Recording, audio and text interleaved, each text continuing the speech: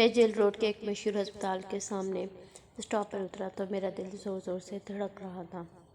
اس واقعے کو ہم کیا نام دیں؟ آرٹیفیشل پھولوں اور کملوں سے لدے بدے لوہے کے اوور بیڈ برج کی سیڑھیاں چڑھ کے سڑک کے پار اترتے مجھے اپنی ٹانگوں میں جان محسوس نہیں ہو رہی تھی۔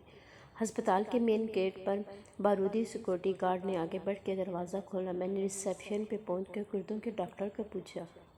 اس نے بتایا نیچے بیسمنٹ میں ڈاکٹر امجد بیٹھتے ہیں، وہاں تشریف لے جائیں۔ آج یہ ساری چیزیں اس لیے ہو رہی تھی کہ میں ثاقب شیخ ایک دیرینہ دوست کے صاف کپڑے ادھار مانگ کے پہن کے آیا ہوا تھا۔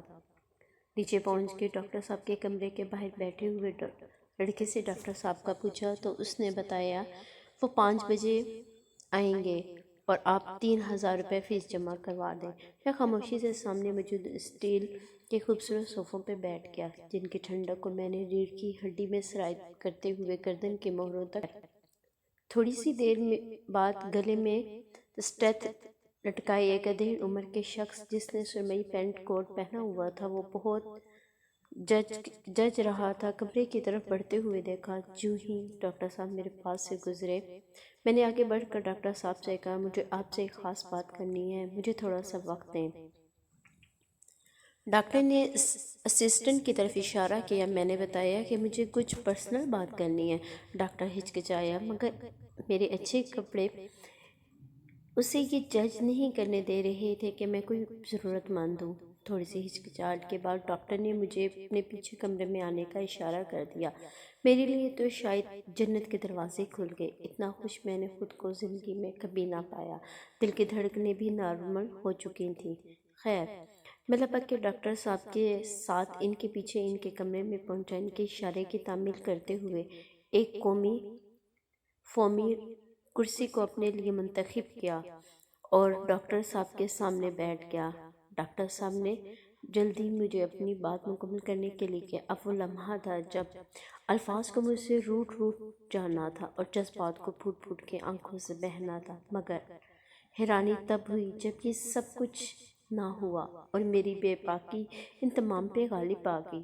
میں نے سیدھا کہہ دیا کہ مجھے اپنا اور اپنے بیٹے کا کرتا بھیجنا ہے۔ ڈاکٹر چونک اٹھا اور اپنی سیٹ سے کھڑا ہو کے مجھے کہنے لگا کہ یہ کیا بکواس کر رہے ہو، میرے کمرے سے نکل جاؤ، میں تمہیں کرتا فروش لگ رہا ہوں؟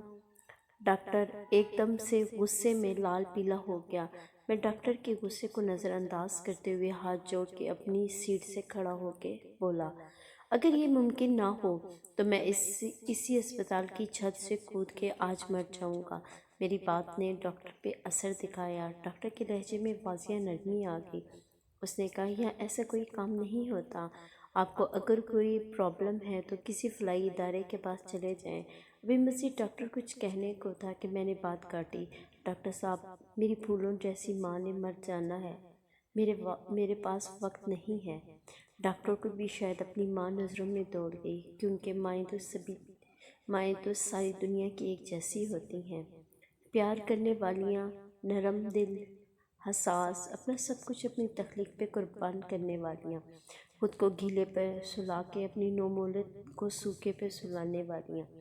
ڈاکٹر نے مجھ سے پوچھا مسئلہ کیا ہے؟ میں نے مختصر بتایا کہ ماں کو جگر کا کینسر تشخیص ہوا ہے، آپریشن پہ 1,15,00,000 لگتے ہیں، میرا کل سرمایہ چھوٹا سا گھر تھا بیچ دیا اور میرے پاس صرف 60,00,000 اکٹھا ہوا ہے۔ سب رشتہ دار، دوست احباب اور فلاحی اداروں سے مایوس ہو چلا تھا۔ پرسوں جگر کے ڈاکٹر نے بتایا ہے کہ اب ٹرانسپلانٹ کے لیے وقت بہت کم ہے، 1-2 روز میں فیصلہ کر لیں۔ میں ماں کو گھر لے آیا۔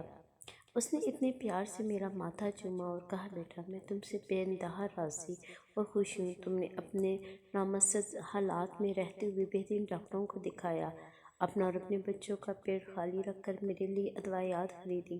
میں جانتی ہوں کہ یہ آپریشن تیرے بس سے باہر ہے، تم مجھ پہ ایک احسان کرو، مجھے ہنستے ہوئے اس دنیا سے الوداع کر دو۔ میں رب کے پاس جا کر بھی تمہارے لیے سفارش کروں گی، تو میرا سونا لال ہے، تجھے اور تیرے بچوں کو یہ زندگی مبارک۔ ڈاکٹر صاحب مجھے ساری رات نیند نہ آئی، بے چینی اتنی بڑھ گئی اور بے حسی کی انتہا اس حد تک ہوگی کہ خیالوں میں نے خدا سے بھی جنگ کر لی کہ میں غربت، فاقہ کشی، بیماری سب تو جھیل رہا ہوں اور تیرے حضور پھر بھی سجدہ ریز ہوں، اور تو یہ کہ تیرے امتحان ختم ہی ہونے کو نہیں آ رہے۔ تو رب کے اس آخری امتحان میں فیل پاس ہونے کے چکر میں یاد آیا کہ عارف خواجہ میرے دوست نے اپنا ایک کردہ 40 لاکھ کا بیچا تھا۔ اس نے ایک سود خود کے جنگل سے اپنی اور اپنے گھر والوں کی جان چھڑوائی تھی۔